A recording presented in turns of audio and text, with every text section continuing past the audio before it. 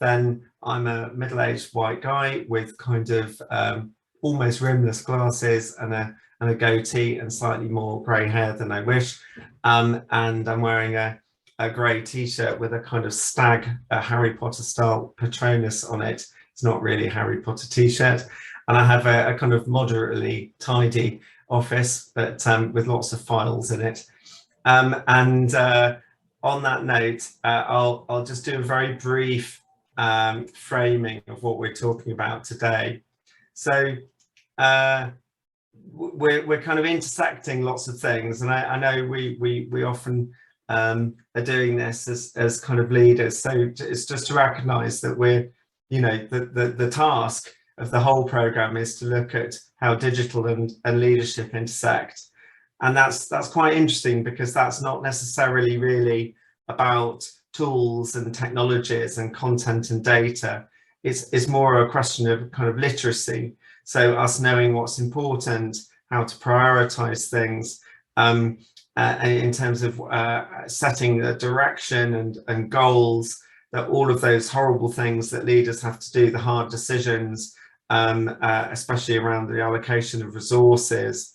And so yes, it's about digital, but it's not about the kind of using a tool or the particular kind of functional tasks. It's a kind of higher level set of things than that. Then when we kind of add in enterprise, the world of business, quotes, I say business, and the world of kind of social enterprise and the world of enterprise in the whole non-profit sector, arts, culture, heritage and creative industries, is in many ways transformed by digital, and the way that we might lead has also been transformed by digital, and yet there's also many new ways of being enterprising that have been enabled by digital. So there's a kind of I don't know, some of us, some days you might think of it as a vicious circle, but hopefully we're trying to think of it today as a virtuous circle. And then the added challenge for us today, and you in your day jobs, is to work out how that sensibly intersects with heritage. And there may be practices that are already going on in the heritage sector, but oftentimes there may be things that we can borrow from other sectors but kind of apply in a way that's appropriate and suitable.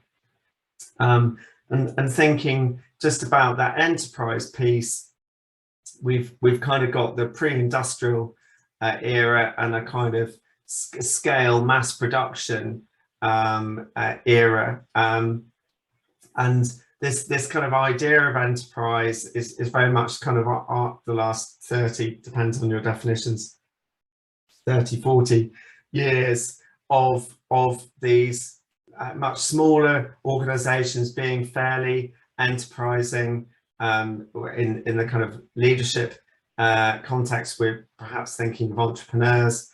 The UK has got a very particular kind of take on social entrepreneurship, and has it's not unfair to say it's kind of led some of the thinking internationally on social entrepreneurship, and it's just intriguing to think about. In some ways, heritage perhaps never had its scaled up version. Yes, we do have some big organizations which were born in the 20th century that operate at scale, but the majority of heritage operates in a way that is, you know, deliberately not process automated, and yet we have this kind of enterprise culture hitting it and intersecting with it, and hopefully in a positive way.